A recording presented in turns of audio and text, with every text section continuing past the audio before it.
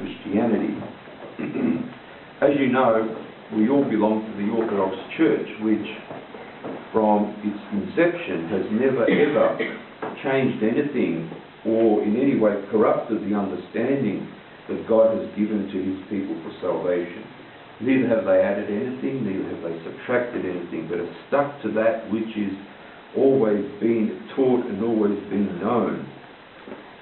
And you can always ask yourself, has it always been in the world that this purity of orthodoxy has always been preserved in such strictness? There have been times in the centuries that people have lost some form of understanding, even though they were part of the Orthodox Church. And one of those times was during the time of St. Gregory Palamas. In particular, when he lived in the 13th century, there arose an understanding of the teaching of the Gospels and of the faith, which was starting to become much more theoretical and much more like logical rather than spiritual. And for this cause, there was a great emphasis put on doing physical things. So, for example, you don't lie, okay? You don't physically lie. You don't physically steal. You don't physically hit your neighbour. You don't physically do some sort of bad act. But internally, these sorts of things were neglected.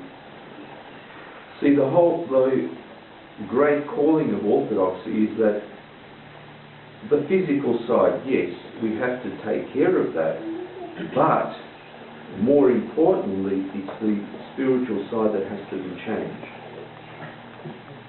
In other words, not only are you not to tell a lie, but you're not even to think about telling a lie, or think about stealing, or think about having bad thoughts against your neighbour, even though you may not carry them out, or have envy towards them, or hatred of any kind towards them, or any of those sorts of things.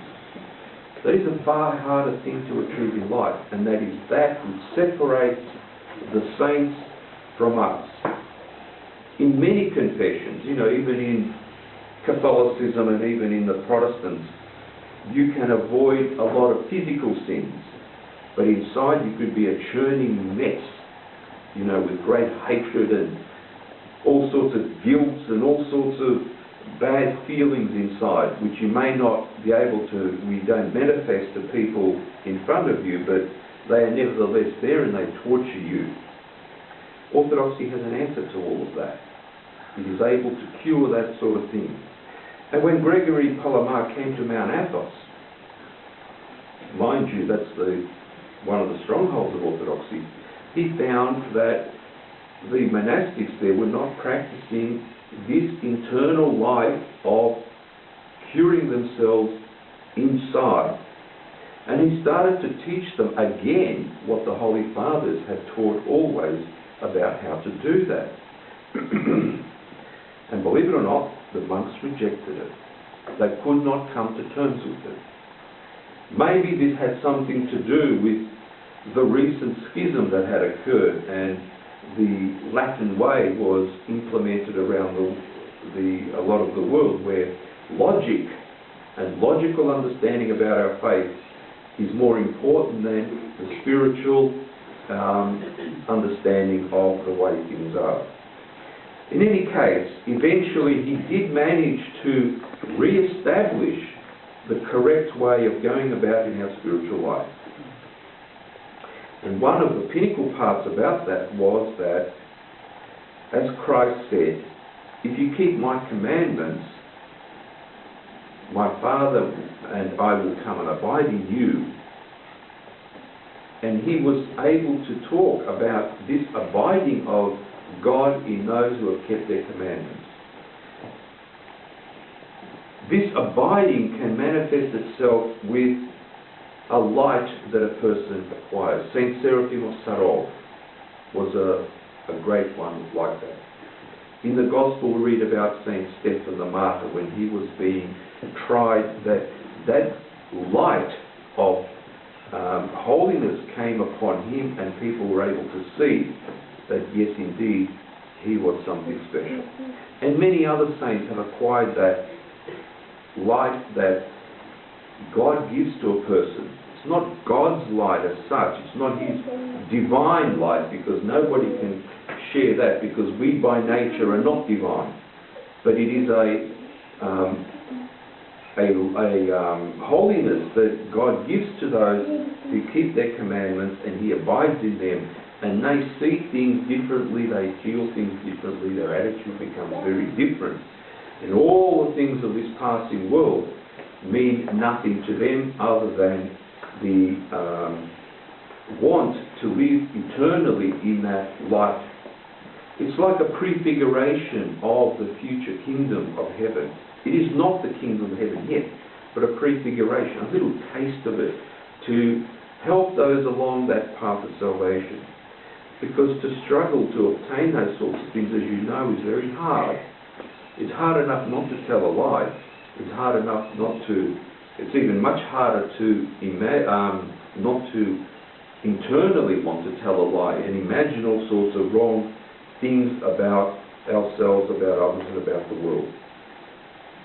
And the Church brings forth St. Gregory Palamas in this time during Great Lent to remind us that soon Christ will be crucified and will be resurrected, and that we need to be strengthened to meet him, not just physically, but spiritually as well, with the right attitude in our life. That is the important thing. That attitude which is sometimes called Christ-likeness, that we are like Christ. That's why Christ said, I will come and abide in you, and you will see things that no one else has seen and experience things that no one else has experienced. Those saints that have experienced these can never talk about it. You ask them a question and said, I can't tell you what I've seen. There is nothing to compare to it in the world. It's like one theologian said, if you've never tasted mango, for example, try and explain to somebody what a mango tastes like. They've never tasted it. They've never even seen a mango. What does it taste like? Same sort of thing, although on a much higher plane. How can we explain to you the kingdom of heaven when you have no experience of it at all? These are the sorts of things that prepare us for that great day of the resurrection of our Lord, and also a prefiguration of the kingdom which is to come, when there will be no death, and things will be spiritualized again, and people will be of material and spiritual being, but able to do things which the current fallen state does not allow us to do. For example, going through walls, being wherever you like at the thought, without even having to catch a train or a bus or something. You know, if you want to be in Sydney, all of a sudden you're in Sydney, even though you are material. These are the sorts of things that we know from the teaching in the Gospels, from the teaching of the Holy Fathers, from pure experience of the saints, that this sort of thing will be given to us as part of the kingdom of heaven. But we still have to earn that in our life. We still have to purify our senses, our thoughts, our feelings. And the Jesus prayer, which St. Gregory Palamas especially focused on, is one way to get those thoughts and feelings in order. That's why we have the prayer rope. Remember I told you that this all arose during the desert times when the monks would go out, sit in the desert, and they would take little rocks and they'd say, Lord, have mercy on me, Lord, have mercy on me, Lord, have mercy on me, and they'd get a pile of rocks here, then they would start again. And eventually, you know, they put the stones on a string and then made the string out of knots. And even St. Gregory Palamas, when he came to Mount Athos, he used to pray, Lord, enlighten my darkness, Lord, enlighten my darkness, Lord, enlighten my darkness. The Mother of God sent St. John the Theologian to him, and St. John the Theologian came and said, why are you saying that? Why are you saying this? You're already enlightened. Stop saying that. You know, start glorifying God and stop saying enlighten my darkness all the time. These are the sorts of things that the Holy Fathers, saints, the men and women of the Church have experienced in their lives. And maybe some of you have even met these. We have, fortunately.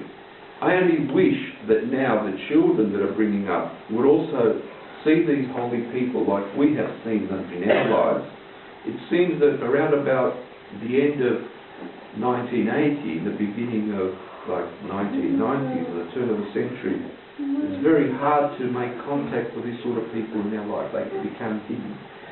I guess because of the things of the world and the way the world is heading towards some sort of destruction, that this is one way that God protects those good things so that they do not be spoiled by those whose intentions are bad.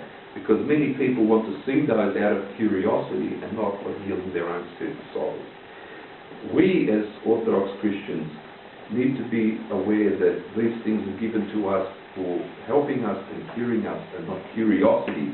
When we go on a pilgrimage, we go there to pray to obtain some sort of enlightenment and not to just poke around and say, oh yes, Christ was walking here, or here is a saint buried or something. We go there to pray to them and ask them for help in our own life. And that help will come, and we too will, with God's help, one day be partakers of that kingdom.